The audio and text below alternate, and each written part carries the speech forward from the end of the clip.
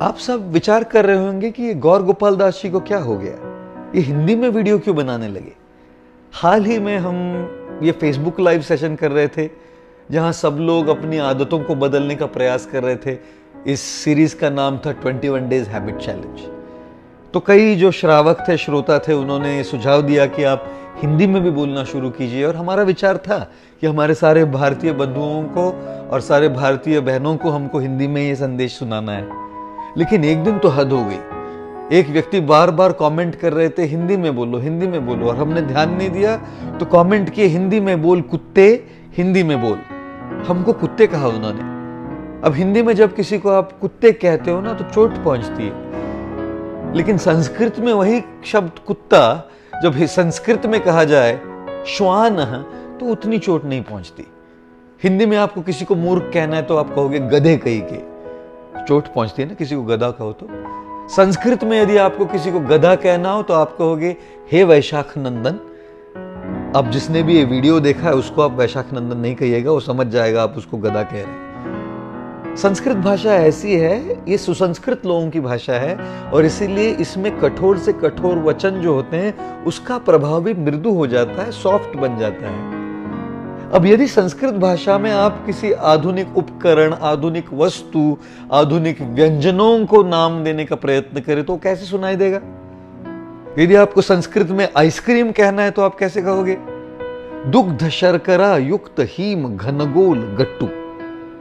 अब कुछ लोग होते हैं, उनका यह विश्वास होता है कि जीवन दुग्ध शर्करा युक्त हीम घनगोल गट्टू आइसक्रीम के समान होना चाहिए।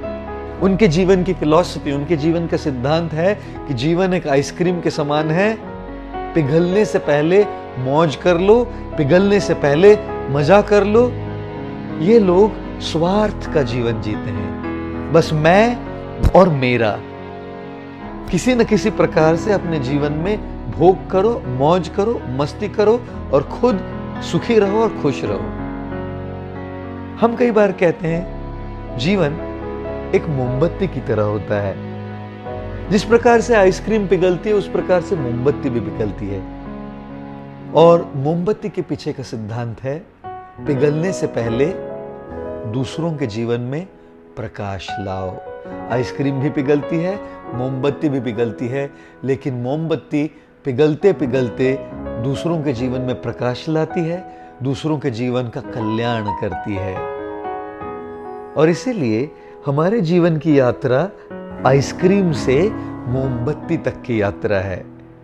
इस संसार में कई मोमबत्तियां हुई है जिन्होंने निस्वार्थ भावना से दूसरों की सेवा की है, जिन्होंने अपनी मौज, अपनी मस्ती, अपना सुख इसका विचार ही नहीं किया है। हम में से कई लोग हैं जो ये मोमबत्ती नहीं बन सकते, किंतु क्योंकि हम मोमबत्ती नहीं बन सकते इसलिए हमको आइसक्रीम नहीं रहना चाहिए।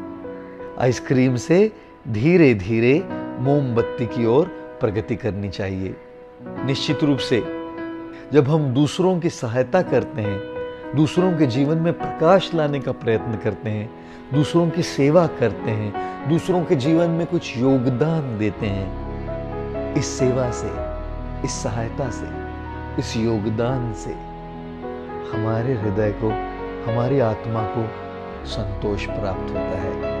यदि जीवन में सच्चा संतोष पाना चाहते हो, यदि जीवन में सच्चे सुख का अनुभव करना चाहते हो तो भले छोटी मात्रा में क्यों न हो, लेकिन निस्वार्थ सेवा करने का प्रयत्न कीजिए। और इसीलिए हम कई बार कहते हैं यदि वास्तव में आपको योगी बनना हो तो सर्वप्रथम किसी के लिए उपयोगी बनो। धन्यवाद।